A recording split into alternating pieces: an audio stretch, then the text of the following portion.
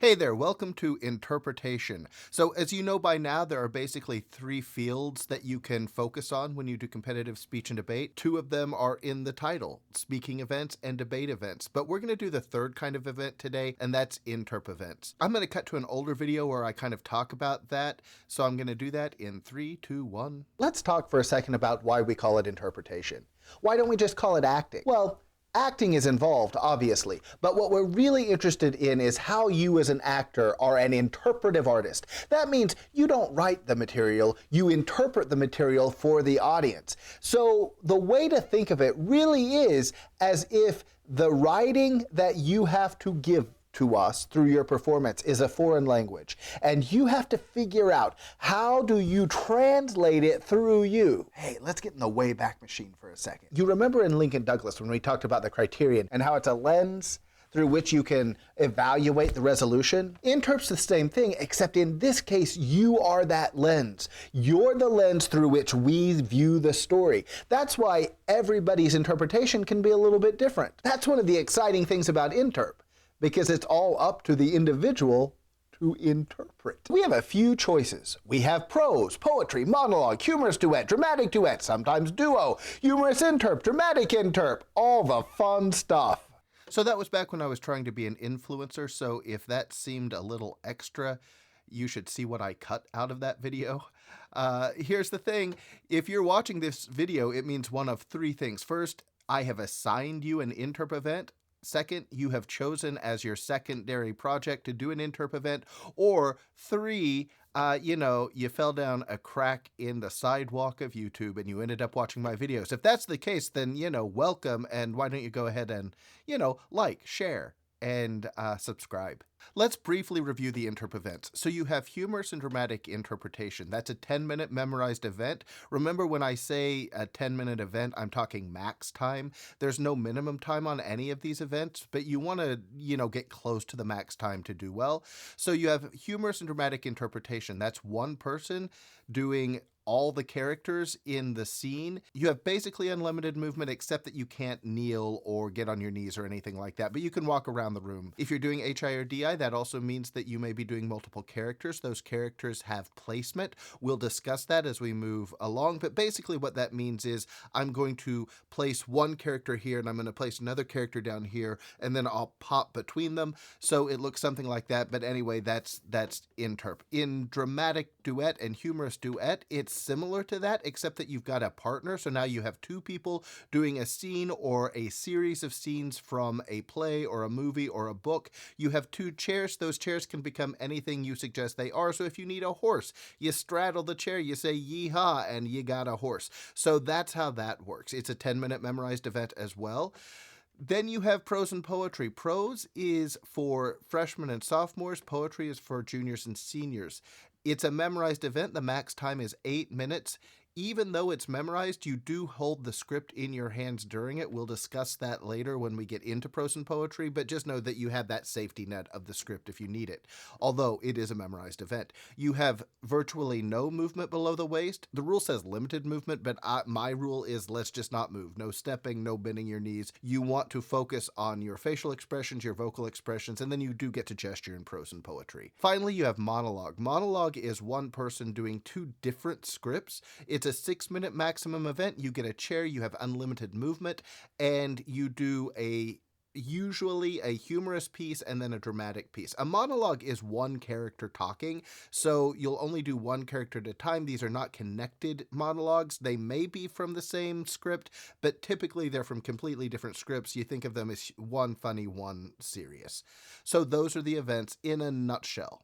Thing that all the Interp events have in common is they can't be original. You cannot have written them. And for the most part, they all need to be published by an actual publishing company. There's a little bit of a wiggle room with poetry, but we'll deal with that when we get there. If you have a poem that you really like or a set of poetry that you would really like to do, then let's talk about it, and I'll just make sure that it's legal. It's sort of a gray area, but we need to err on the side of closer to published than unpublished. Finally, all of the performances have to be free of profanity, vulgarity, and nudity. It's in the book. I can't imagine that that's been a problem, but in case you are wondering, in case you thought, you know what this HI really needs, It cannot be profanity, vulgarity, or nudity. Another thing that all of these events have in common is they're all literature. Literature is stuff that you read, and there are basically four kinds of fictional literature, and that's what we're dealing with. There's novel, short story, poetry, and drama. Each of those have their own unique characteristics, but we're going to approach them all the same way for right now. So number one, your primary job as an interpretive artist is to tell the story the way the author or the poet or the dramatist wants you to tell the story. You're conveying what they want you to convey to your audience. But as the interpretive artist, as I said before, you get to make some decisions about how you do that. But set that aside anyway, because I don't want you to really think of it that way. Here's how I want you to think of your job. Your job is to create a movie in the minds of your audience. That movie is what the film version of your performance would be. So it's starring you, it's directed by you, it's produced by you, it's designed by you. So everything that would be in a movie or a play is what should be happening in their mind as you're doing it. So you can think of yourself as like a telepathic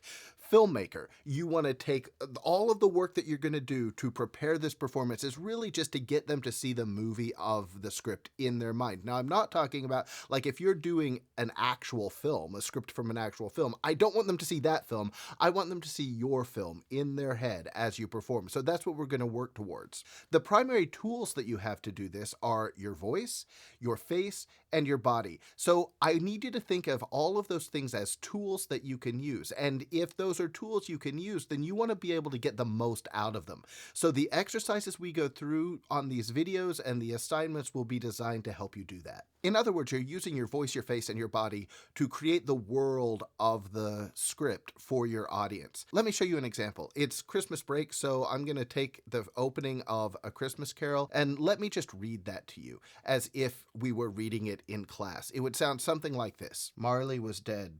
To begin with, there is no doubt whatever about that.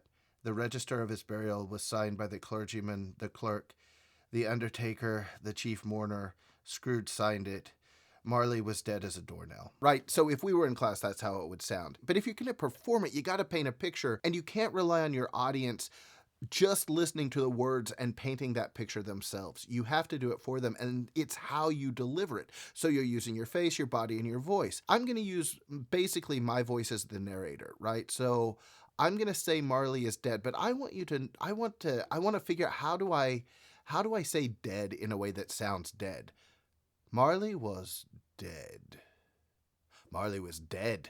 Marley was dead. Any of those choices work, right? So let's go with this. Marley was dead. To begin with, the register of his burial was signed by the clergyman, the clerk, the undertaker, the chief mourner. Scrooge signed it. Old Marley was as dead as a doornail. So when I do it that way, there's no magic there, right? And I'm not suggesting that I'm the greatest actor ever, but what I am doing is giving you a feeling. I'm creating this picture. So in my head, I'm seeing the fog and London, and the way I say the chief mourner Scrooge signed it, you know how I feel about the chief mourner Scrooge. You get a taste of his character. The chief mourner Scrooge signed it, right? So that's what you want to think of. And for a while, when you're a young performer, that's really uncomfortable, right? It's way easier to just read it. I need you to embrace your power as a performer and a storyteller and a filmmaker and just go for it. So that's your challenge. And the only reason I'm showing you that is to put it in your brain so that as you read through your scripts over the next 15 days, you'll be hearing them that way. Even if you're not going full out performance every day, that's fine. Just understand that I want to plant that seed in your head, that the way you interpret a script has everything to do with the sound of the language, and we'll cover all of that. Okay, so I've assigned you a script, probably. If this is your secondary event, you may be coming to this with your own script, and that's fantastic. But if I've assigned you a script, you may read it once and be like, I don't really love this, or I don't know how to do this, or I will never be good enough to do this. And so I need you to set all of that aside and trust the process. only work on one step at a time. The step you're on is video 1 of the first 15 days of this process. So don't skip ahead to video 2. Don't think about how is this going to look in the end. I'll never be able to do it. Cut all of that. Cut all of the thinking and just trust the process. Worry only about the step you're on. The next step will take care of itself. All right? Trust me. So step 1 of today, I need you to read your script. You have probably already read the script, but you're going to do it one more time. Well, you're going to do it many more times, but this time you're going to do it with a highlighter in your hand or a pen in your hand. And I need you to find all of the words as you read through your script. I need you to find any word that you don't 100% know the definition of. In other words, if I point to the word and you can't say that word means whatever, then you need to highlight or circle that word. I don't want you to skim the script for words you don't know. Don't just skim through it. I need you to read the script from beginning to end with a pen or highlighter in your hand, and just as you come across a word, highlight it or underline it. And that's it. Then move on. Just move on. Right? So you're just going to identify the words that you don't know. Also, if it's a word that you are familiar with, but you're not 100% sure how to pronounce, add that in too. There's nothing more obvious to a judge that a kid hasn't done the work they need to do when they perform, when they mispronounce a word. And the judge is like, that's basic, and points off. Step 2, now that you've highlighted the words that you don't know, I need you to go to the Google form that I've assigned to you today. It's just a place where you can type in the word you don't know. Then I need you to Google the word. Then copy and paste the definition over into that form. Make sure you include the pronunciation guide, right? Those are always with the definitions. It's the first part of the definition typically. So you're just going to type the words into the Google form that you don't know and then copy them over. Now here's what you may be thinking. Look, to save time, I'm just going to say I know all of the words. You can do that, but tomorrow I'm going to point to a word that I think you might not know, and if you don't know it, you lose all the points. So get all of the points, just trust the process and do the work. This isn't hard, so do it. Fantastic, take a walk. What I mean by that, as always, is set a timer on your phone or a stopwatch or whatever. Set a timer for 5 minutes and step outside or walk around the room. Or if somebody else is on a 5-minute break, you can talk to them quietly so you're not disturbing anybody else. Go to the bathroom, get a drink. If you want to step outside, don't go far. Be back in the room before the timer goes off. But just go away and don't think about speech for 5 minutes. Pause the video. I don't know, that felt like longer than 5 minutes. So here's what I want you to do now. Now that you're back, you're going to read through your script, but I want you to do it in a very specific way. I need you to stand up and read it to a wall. I don't care what wall. You can go to a practice room, you can go outside or to one of our designated rehearsal areas in the school, or you can just walk around your area. You don't need to be loud, but it does need to be verbalized. So you can do it quietly like this, but I still need you to actually say out loud all of the words as you read them. If you're doing a duet, you need to do this with a partner. So all you're doing is walking around, standing up, looking at a wall, and reading your script. You're not memorizing, you're not like trying to look up and deliver it, you're just reading the script all the way through from the beginning to end. And remember that you need to trust the process. And what I mean by that really is trust me. If I say I need you to stand up and read the script out loud, trust me that I need you to stand up and read the script out loud so that you benefit from all of the things you'll benefit. I'm not, just trust me. Just trust me.